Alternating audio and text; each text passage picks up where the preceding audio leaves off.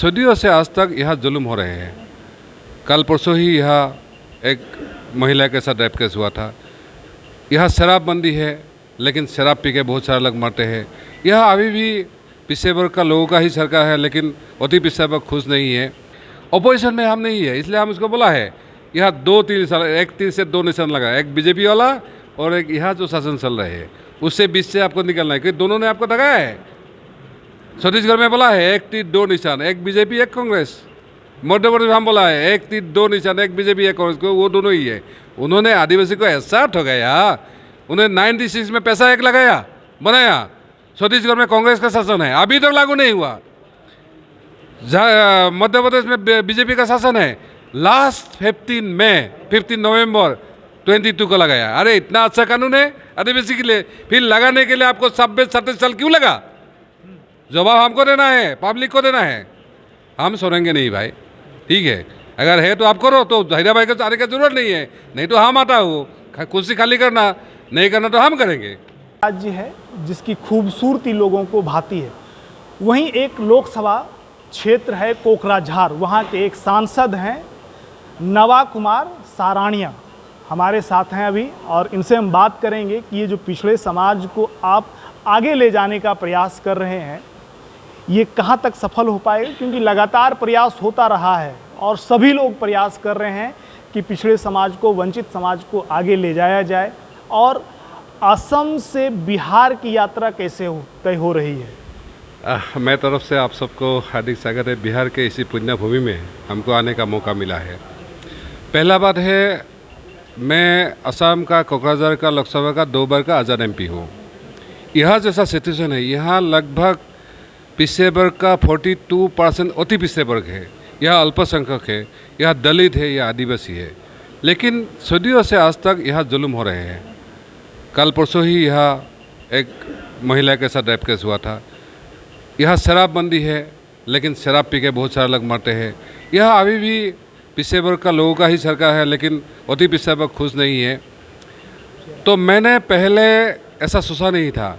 मैंने भी सोच रहा था कोई ऐसा बंदा आएगा जब दिल्ली में आके पार्लियामेंट में, हमको सब पता, क्योंकि असम में भी बहुत सारा ऐसा चीज़ है। मैं जिस दिन लड़ा था उसी दिन मैंने, जो अपोजिशन पार्टी उसके पास हाथ में बंदूक था, पॉलिटिकल पावर था, प्रशासन था, उनके पास पैसा था, सब कुछ था। मुझसे पहले बहुत सारा कोशिश किया था उसमें। बिहार में जितना ऐसा बहुत जात कम्युनिटी हमारा उधर में भी है, हिंदू, बुद्धिस्ट, क्रिश्चियन, मुस्लिम, बाथू, ये सब कुछ था, धर्म का लोग था। फिर कोजामुसी हो, बिहारी हो, मारवाड़ी हो, बंगाली हो, मुस्लिम हो, कोलिटा, सब लोग था, बहुत सारा कम्युनिटी था। उन्होंने कोशिश किया था, क्योंकि मेरा क्षेत्र में एक लड़ाई था सेपरेट स्टेट का, बोडोलैंड मूवमेंट। उसी दौरान लगभग 20 साल में 50,000 से ज़्यादा लोग मर गया, कि लाखों लोग बेघर हो गया था। 2-3 साल उन्होंने इसमें रहा था, ये रिफ्यूजी कैंप में। जिस दिन मुझे उन लोग ने बुलाया, मैंने जिस दिन खड़ा हुआ उसी दिन से थोड़ा उल्टा घूमना शुरू किया। आज का डेट में 9 साल हो गया मेरा लगभग यहाँ। पहला क्या है, सुबह कोई मरता, शाम को कोई मरता। जब सो जाएगा सोचता है साला सुबह हम बचेगा कि नहीं बचेगा, लेकिन आज का डेट में हुआ खुशी खुशी ये है। तो इसलिए मैंने लोगों को बोला है, अगर मैं इस क्षेत्र से लड़ के, और मेरे जैसा एक सिपाही का बेटा को लोगों ने इतना भरोसा उम्मीद रख के हमको वोट दिया था, तो अगर हम आ सकते आप लोग क्यों नहीं आ सकते? यहाँ जितना लोग हमारे इर्द गिर्द गए सब समाज का मुखिया है। ये 40, 50, 20, 30, 10 साल से संघर्ष कर रहे हैं, लेकिन वो उनका मुकाम तक नहीं पूछा है। तो मैंने उसको बोला है, अगर हम साथ देंगे, आप लोग एक साथ रहेंगे, तो ये मुमकिन है। और मैंने जो हासिल किया है, मैं कोई वीरेंद्र शास्त्री नहीं हूँ, फिर भी हमने हासिल किया है, वही को आपको लेना है। बिहार में मैं कोई लेने के लिए नहीं आया हूँ, मैं देने को आया हूँ। अगर मेरे लीडरशिप में यह काम मंजू को दिया है, दादा है, ये पसंद दादा है, अगर ये सब मिलके करेंगे, हम मार्गदर्शन करेंगे उसको, पॉलिसी हम देंगे। मुझे लगता है बिहार का चीफ मिनिस्टर बनाने में हमको दिक्कत नहीं है। बिहार से हमारा पार्टी का 20 या 25 MP हम ले सकते हैं, क्योंकि दिल्ली हमको लेना ही लेना है। जिस दिन तक आप दिल्ली आप नहीं लेंगे, क्योंकि दिल्ली में जो भी शासन आया हुआ है, चाहे कांग्रेस चाहे भाजपा, उसका एक रूलिंग क्लास होता है, उन्होंने चलाता है। तो हमारा पहला तय करना है, ये सब रूलिंग क्लास से आप चलेगा या अपने आप में नेतृत्व देकर आप चलेंगे, वो बुनियादी सवाल है। तो हमारा जो छोटा छोटा पार्टी का फ्रंट का मीटिंग हुआ, तो जितना सारा पिछड़े वर्ग है या अति पिछड़े वर्ग है या माइनॉरिटीज़ है या दलित है, आदिवासी, उन्होंने बोला जो एक आदिवासी बंदा जो लड़ सकते हैं सामने से, अगर उसके नेतृत्व हम लड़ेंगे तो लड़ाई में सुख होने का नहीं है।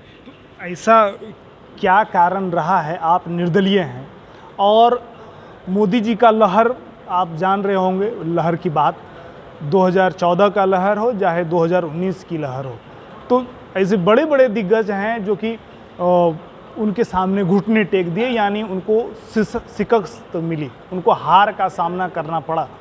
तो निर्दलीय में आप किस रूप से अपने समाज में या फिर उन क्षेत्रों में काम कर रहे हैं, क्या करते थे जो कि जीत मिली? पहला है, मेरा इधर में एक हिस्ट्रिकल थोड़ा ग्राउंड है। असम में दो बड़ा मूवमेंट हुआ था।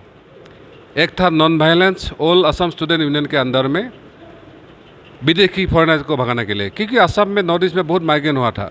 त्रिपुरा देखिए, जिसमें पहले आदिवासी 91-2% था, अभी ओनली 27% रहा है। तो इसी के लेके बड़ा ये हुआ था, लेकिन वो एग्रीमेंट हो गया सेंट्रल के साथ, फिर गवर्नमेंट बन गया, प्रफुल्ल बन गया ना, दो बार। फिर उसके पीछे जब लोगों को लगा ये हमको ठगा गया है, तो एक और मूवमेंट खड़ा हुआ, वो तो वायलेंस मूवमेंट, उसका है उल्फा का। मैं भी उल्फा का पार्ट था। मैं जब क्लास 14 में पढ़ाया था, तो तभी हम 19-20 साल था, हम घर छोड़ के गया। 22 साल मैंने अंडरग्राउंड में था, और जब अंडरग्राउंड में हमारे बहुत सारे नेता लोग बाहर में था, लेकिन मैं लोगों के बीच में था, इसलिए मुझे लोगों का दुख दर्द पता होता है। मैं एक आदमी देखने से उसको पहचान लेता है, वो क्या बोलता है, क्या करते हैं, वो क्या कर सकते हैं। तो ये हमारा थोड़ा ये एक्सपीरियंस बन गया है। और लोगों को ये उम्मीद था, क्योंकि मैं जब था, लोग हमको बोलता था रॉबिन हुड जैसा बोलता था, क्योंकि हम लोगों को सदियों में मदद करता था। अगर किसी कोई उसका बीमारी है, कोई कॉलेज पढ़ने का है, या कोई किसी का घर का कोई एडवाइस देना है, सब लोग हम करता था। और वो घर फैमिली जो चलता था, हम भी चलता, वो नहीं खाता, हम भी नहीं खाता। तो हम एक परिवार का पास जैसा रहा। और जिस टाइम वो ये आतंकवादियों ने जो लोगों के बीच किया था ना, उसी टाइम हम उसको मना, क्योंकि अगर ये जो एक्सट्रीमिस्ट है उसको भी पता चलता हीरा भाई यहाँ है, तो वो जाता नहीं है, वो हमको थोड़ा डरता था। एक बात और, हीरा भाई की बात आई सामने, तो आपका नाम नवा कुमार सारानिया है, तो हीरा भाई कैसे पड़ा ये नाम? तो मैंने जब अंडरग्राउंड में था, तो हमारा एक सुरनेम होता है, वो हम हीरा भाई रखा था। क्योंकि हम इसलिए रखा था क्योंकि हीरा ही ऐसा चीज़ है जो तोड़ नहीं सकते हैं, जिसको आप फिनिश नहीं कर सकते। तो हमने रखा नहीं, हम तो नहीं। तो इसलिए हमको पता, जब 14 में पढ़ाई किया था हम, तो 2 साल बाद हमको पता चल गया ये अल्फा को आज़ादी मिलने वाला नहीं है। लेकिन जो हमने असम के लोगों के बीच में कमिटमेंट रखा था, जो नया फ्यूचर का, असम का लोगों को सर्वाइवल का, ये सुरक्षा का, तो इसलिए हम 25 साल उसमें डटा रहा। अगर हमको पता है उल्फा में रहने से कोई भी मर सकता है, 10, 15, 20 बार तो ऐसा था जो हम बल बच गया। तो हम इसलिए बोला है साला भगवान ने शायद हमको यहाँ तक लेके आया है, क्योंकि मुझे तो कुछ लेना नहीं है। मैं 2 बार MP बन गया, मेरे लोगों को बोलता हूँ कम से कम पार्लियामेंट तो मेरे नाम पे तो कम से कम शोकसभा करेगा। अभी अगर हमारे जो ये अचीवमेंट है, उसी को अगर हमारा दुबे कुचले निचले जो लोग हैं, चाहे दलित हो, चाहे आदिवासी हो, चाहे पिछड़े वर्ग हो, अति पिछड़े, अगर ये लेगा अल्पसंख्यक, तो जरूर ये काम में आएगा। आप देखिए, एक पक्का बात, सारा इंडिया में आज के डेट में 15 करोड़ आदिवासी है, तो हम फाउंडेशन उस पर रखा है। हम आदिवासी को बोला है, अगर तुमको जुड़ना नहीं है, तुमको साथ लेना नहीं है, तो तुम्हारा जल, जंगल, जमीन, खनिज शासन कुछ होने वाला नहीं है। आज आदिवासी लगभग कन्विंस है जो हम इकट्ठा होना है, और हमारा जो अधिकार है वो लेना है, कोई देने वाला में नहीं है। क्योंकि यहाँ जो अति पिछड़े वर्ग को ठगा गया था, अल्पसंख्यक को डराया गया था, और ये दलित के नाम पे पूरा पॉलिटिक्स हुआ था। आदिवासी यहाँ लगभग 3% से ज़्यादा है, लेकिन उसको 1.5% दिखा, क्योंकि उसको पार्लियामेंट्री सीट नहीं देना है, ये पता चल गया है। तो इसलिए अगर आदिवासी भी हमारे साथ खड़ा हो गया, तो कम से कम 25 हम MP ला सकते हैं। और बाकी लोग खड़ा हो गया, तो आने वाले इलेक्शन में अभी जो हमारा टारगेट है 100 का, कम से कम 70 सीट हम लेके ये GSP पार्टी और अलायंस पार्टी पार्लियामेंट में जाएंगे। आप नॉर्थ ईस्ट से आते हैं, एक असम एक पार्ट है, एक राज्य है, लेकिन कुछ ऐसे भी राज्य हैं जहां पर विद्रोह हो रहे हैं। पिछले कई महीनों से मणिपुर की सड़कों पर खूनी संघर्ष चल रहा है और लगातार वहां से खबरें भी आ रही है। तो इसमें कितनी सत्यता है और इसको ख़त्म करने के लिए आप एक लोकसभा सांसद हैं, तो क्या करना चाहिए सरकार को? पहले आज का जो सिस्टम है उसके हाथ में है, इसके लिए सरासर जिम्मेदार है गवर्नमेंट। क्योंकि देखिए मणिपुर का जो इतिहास है वो इंडिया इंडिपेंडेंट होने के बाद हमारे साथ जुड़ा हुआ है। पहले स्वाधीन राज्य था, ब्रिटिश के साथ लड़ा था, फिर इंडिया के साथ शामिल हो गया। तो उसमें 3 कम्युनिटी ज़्यादा है। एक है मैते जो मैदानी इलाका में रहते हैं, उसका राजनीतिक प्रभुत्व भी है और थोड़ा वो एडवांस लोग हैं। उसके बाद कुकी आएगा, नागा आएगा जो पहाड़ी में रहता है। ये मैते वाला का ये वैली एरिया है, कम है, लेकिन पहाड़ी एरिया में ज़्यादा है। और ये कुकी और नागा का है, क्योंकि मैते इसमें आदिवासी में नहीं आता है, वो इंडिजिनस लेकिन आदिवासी में नहीं आता है, इसलिए उसको पहाड़ी का जो ज़मीन जायदाद का उसको नहीं मिलता है। तो इसलिए सोच रहे थे उसको मिलना चाहिए। लेकिन ये नागा और कुकी वाला सोचता है अगर मैते को मिल गया, पहाड़ी में आ गया, तो हमसे ज़्यादा सक्षम से वो लेके जाएगा। लेकिन देखिए शासन के पास कुछ ऐसा चीज़ होता है, मैंने पार्लियामेंट में बोला भी है, यहाँ हमारा नोनिया समाज लोग आदिवासी बनना जा रहे हैं। उनको सभी पार्टी बोलते हैं उनको बनाएगा, लेकिन अभी तक बनाए मतलब क्या है? आदिवासी बनने का मतलब उसको पॉलिटिकली हकदार चाहिए, ज़मीन का भागीदार चाहिए, ये सब चीज़ होता है। तो हमने इसलिए बोला है अगर कोई आदिवासी बनना चाहते हैं उसको बनाना चाहिए। अभी जो एग्जिस्टिंग आदिवासी है उनका जो हक अधिकार है उसको इंटेक्ट रहना चाहिए, उसके लिए सरपास करना चाहिए। इसलिए हम बोला है सबको आज के डेट में रिजर्वेशन चाहिए। इवन सवर्णों का भी जो हमारा जो पिछले वर्ग है उसको भी चाहिए।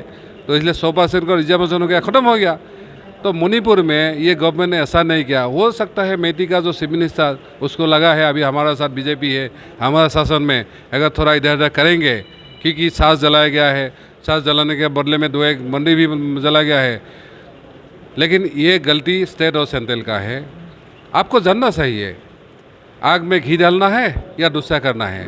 वो घी डालने का काम कर रहे हैं, इसलिए मुझे उम्मीद है वो लोग जल्दी समझेगा और सबको बुलाएगा। क्योंकि आप पिछले अभी न्यूज़ में आया है, गृह मंत्री भी गए थे। नहीं, लास्ट इलेक्शन में एक असम का आपको मुद्दा है, मैं बता रहा हूँ। असम का चीफ मिनिस्टर और ये आरएसएस का जो हमारा के राम माधव, उसके ऊपर इल्ज़ाम आया है उन्होंने मणिपुर इलेक्शन के दौरान उधर का कुकी मिल्टन का मदद लिया है बोला है, फोटो भी आया है। तो मुझे लगता है अगर मिल्टन के साथ आपका अच्छा है तो आप पीस कीपिंग लगे, मेटे कुकी को समझाए जो आपस में मत लड़ो, जो सेंट्रल से लेना है हम दे देंगे, अरे यहाँ से देंगे नहीं और कोशिश करेंगे हम उसका शासन करेंगे, उससे लेंगे, वो होने वाला में नहीं है। क्या उसका प्रभाव असम पर पड़ता है? देखिए असम में देखिए मेरा सेक्टर में बोला हूँ ना, मैं जिस दिन से वहाँ MP बना मैं पार्लियामेंट में बोला हूँ, हमारा जो गड़बड़ करे है उसको भी बोला है तुमको लड़ना है तो EVM में लड़ो, बंदूक मत चलाओ। अगर तुमने बंदूक उठाया वो भी उठाया तो कोई बचेगा नहीं, ठीक है। तो मैंने इसलिए इसको भी बुलाया जो ये होगा नहीं, उनको भी बुलाया होगा। EVM में लड़ो, आप पॉलिटिक्स में लड़ो, जिसको मिलेगा वो लेगा, है कि नहीं। अगर जिस दिन तक हमको लोगों ने वोट देगा तो MP बनेगा, तो हम जो से MP बनेगा क्या। चलिए EVM में लड़ने की बात आ रही है, तो बिहार में EVM में लड़ने की क्षमता कितनी है और कितनी सीटों पर आप लड़ेंगे? देखिए यहाँ जितना लोग हैं, एक समाज का मुखिया है, उनके पास लाखों लोग पीछे हैं। अगर ये समाज का लोगों को लग गया, जैसा मेरा इधर में आपके पास सामने AK-47 में, उनको सुनना क्या था, फिर हमको सुना, क्योंकि हम उनके लिए लड़ रहे हैं। अगर ये नेता लोगों को पब्लिक को लगा जे उनके समाज के लिए वो लड़ रहे हैं तो ज़रूर वो एक नहीं 100 वोट देगा। तो वही है, मैंने इसलिए उनको बोला है, अभी जिम्मेदारी दिया है। आज ये नायक दादा भी यह पार्टी का मंजू का पहले से कर रहा था, अभी ये संघर्ष को हम बुलंद तक लेके जाएंगे। ये अभी छलांग मारेगा, पैदल चल रहा था, अभी जाके जाके देखेगा छलांग लगाएगा। और इलेक्शन आते आते हम कम से कम यहाँ का 40 सीट में हम लड़ने का ताकत बन जाएगा। लेकिन इसमें हम एक बार बताते हो, आज का डेट में बीजेपी से हमको कुछ लेना देना नहीं है, क्योंकि बीजेपी कुछ मिलने वाला नहीं है। अपोजिशन में हम नहीं है, इसलिए हम उसको बोला है यहाँ 2-3 निशान, एक तीर से 2 निशान लगा, एक बीजेपी वाला और एक यहाँ जो शासन चल रहे हैं उससे बीच से आपको निकलना है, क्योंकि दोनों ने आपको दगाया है। छत्तीसगढ़ में बोला है 1 तीर 2 निशान, एक बीजेपी एक कांग्रेस। मध्य प्रदेश में हम बोला है 1 तीर 2 निशान, एक बीजेपी एक कांग्रेस, को वो दोनों ही है।